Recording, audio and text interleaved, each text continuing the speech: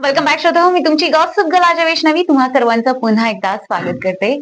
मला पण 90.8 radio station अकलूजवर आज आपल्या स्टुडिओमध्ये रोटरी क्लबचे सगळे आजी माजी अध्यक्ष उपलब्ध आहेत आणि त्यांचे एक्सपिरियन्सेस आज आपण शेअर करतोय. ते आपल्यासोबत शेअर करतात आणि आपण रोटरी क्लब म्हणजे नेमकं काय असतं किंवा नेमकं काय काम करतं याच्या मुळाला जाण्याचा प्रयत्न करतो. तर आपले जे काही पुढचे अध्यक्ष आहेत त्यांचं नाव आहे गोमटेश जोशी. तर सर, तुमचा कार्यकाल कधी होता आणि काय काय केलं तुमच्या कार्यकालात? नमस्कार. मी रोटरीयन गोमटे जोशी. मी रोटरी 2006-07 साली जॉईन केली आणि माझं प्रेसिडेंटशिप म्हणजे अध्यक्ष वर्ष 2016-17 या बरं. वर्षात मला अध्यक्षपद करण्याचा मान मिळाला हं. आणि तो मी अध्यक्षपद त्यावेळी भूषवलं होतं 1 वर्ष. बरं. मग तुमच्या कार्यकालात काय काय केलं तुम्ही? माझ्या कार्यकालात जे 7 अव्हेन्यू ऑफ फोकस आहेत आमचे रोटरीचे त्या अंतर्गत मी विविध प्रोजेक्ट्स केले. हं. पण त्यातील एक महत्वाचा प्रोजेक्ट म्हणजे आम्ही जिल्हा परिषदेत ज्या शाळा आहेत हं. जिथं जे अभ्यासाच्या किंवा अभ्यासक्रमामध्ये जे काही उणीवा आहेत हं. त्या दृष्टीने आम्ही डिजिटल क्लासरूम्स म्हणजे ई लर्निंग क्या बात. सॉफ्टवेअर्स आपण त्यांना 15 शाळांना ई लर्निंग सॉफ्टवेअर दिले आणि तेथील जे 1ली ते 10वीच्या वर्गातील जे मुलं आहेत त्यांना त्यांचा जो अभ्यासक्रम आहे तो डिजिटली त्यांना समजून सांगण्यात किंवा त्यांना डिजिटली शिकवण्यात आलं. त्या योगे त्यांना त्यांचं कन्सेप्ट जे काय अभ्यासातील आहेत ते क्लिअर झाले आणि खूप त्यांची प्रगती झाली. त्या दृष्टीने त्यांना ते डिजिटली देण्यात आले सॉफ्टवेअर.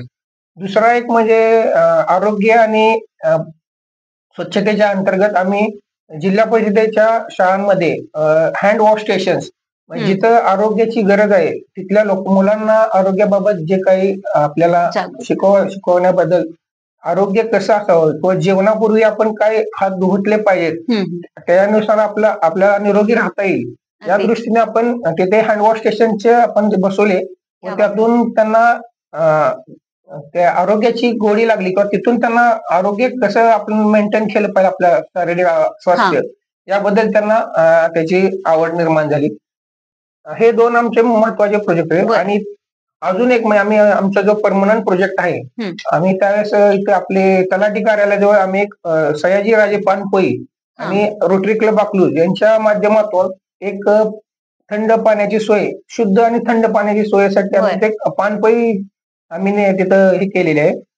त्याचा उपयोग तेथील जवळपासच्या सर्व लोकांना आणि तेथे जवळ जिल्हा उपरुग्णालय आहे तेथील पेशंट्सला त्यांना थंड आणि स्वच्छ मोफत पाण्याची सुविधा आम्ही केलेली आहे. ती आता आज ताग्यात ते चालू आहे आणि त्याचं मेंटेनन्स आम्ही तिथले आमचे जे आहेत आरांडे साहेब ते त्यांचे मेंटेनन्स करतायत आणि आम्ही दर महिन्याला ते स्वच्छ करून लोकांना शुद्ध पाणी आम्ही तिथे देत आहे.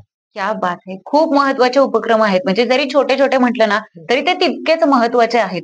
अजून काही असे तुमचे एक्सपिरियन्स असतील तर? अजून म्हणजे आम्ही जे शिक्षक आपले जिल्हा परिषद शाळेचे शिक्षक आहेत त्यांना आरोग्याबद्दल म्हणजे त्यांचं आरोग्य व्यवस्थित राहावं म्हणजे त्यांनी शिक्षकांनी पुढे लोकांना शैक्षणिक हे द्यावं म्हणून आम्ही त्या शिक्षकांची मोफत आरोग्य तपासणी शिबिर केलेलं आहे.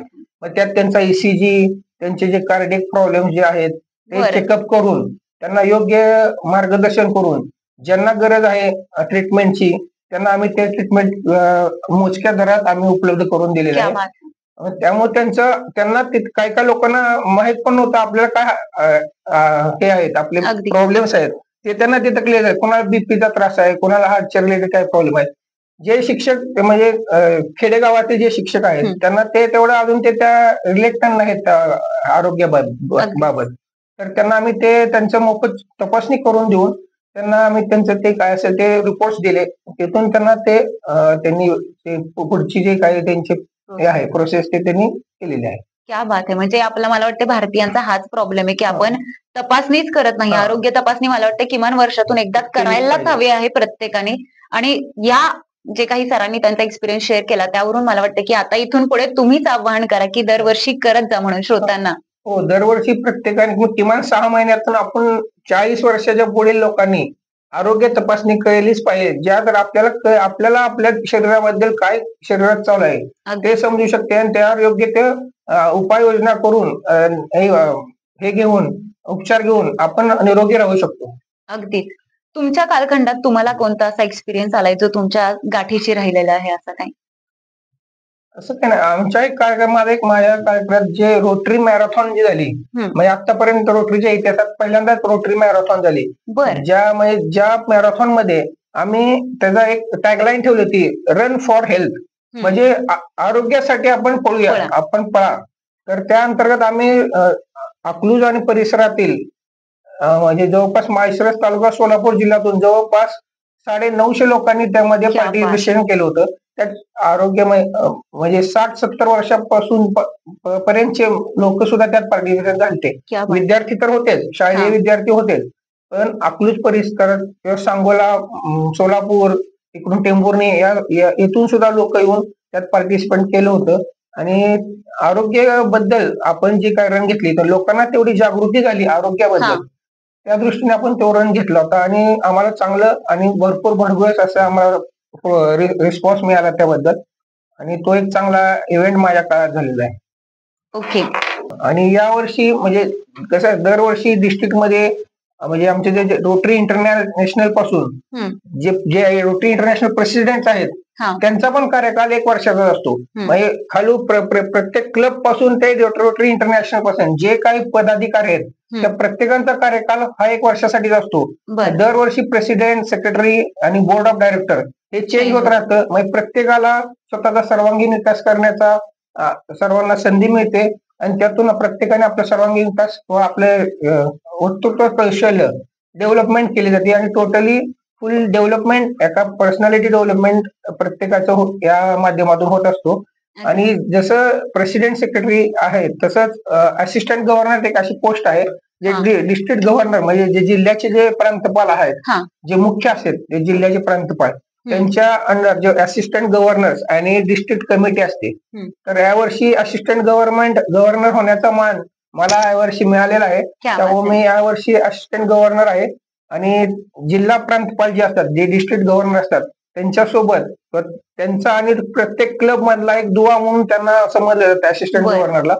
तर तो मान यावेळेस मला मिळालेला डिस्ट्रिक्ट करून, त्याबद्दल मी माझ्या डिस्ट्रिक्टचा आणि माझ्या क्लबचा आभारी आहे. त्यांनी मला ही संधी दिली त्याबद्दल. कॉंग्रॅच्युलेशन सर, तुम्हाला एवढी मोठी संधी मिळाली त्याबद्दल.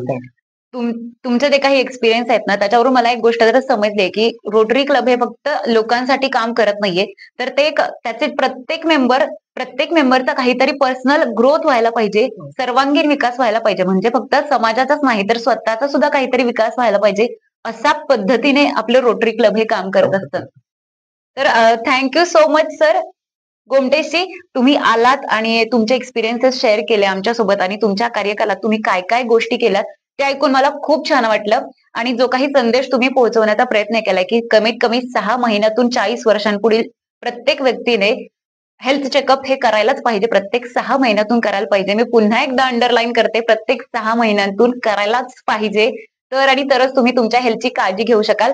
तर पुन्हा एकदा thank you so much smile FM मध्ये आल्याबद्दल आणि तुमचा एक्सपिरियन्स शेअर केला. धन्यवाद. धन्यवाद सर.